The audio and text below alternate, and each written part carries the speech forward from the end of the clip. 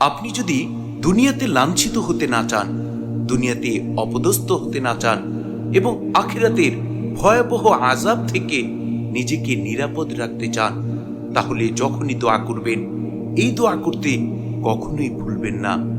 আল্লাহুম্মা আহসিন আকিবাতানা ফিল উমুরি কুল্লিহা ওয়া আজিরনা মিন খিজিদ দুনিয়া ওয়া আযাবিল আখিরাহ। হে আল্লাহ, সকল ক্ষেত্রে আমার পরিণামকে ভালো করুন, দুনিয়ার লাঞ্ছনা থেকে আমাকে হেফাজত করুন, দুনিয়ার অপদস্থতা থেকে আমাকে রক্ষা করুন এবং আখিরাতের ভয়াবহ আযাব থেকে আমাকে মুক্তি দান করুন। কি চমৎকার দোয়া, কি সুন্দর দোয়া! সুবহানাল্লাহ, সুবহানাল্লাহি ওয়া বিহামদিহি, সুবহানাল্লাহিল আযীম।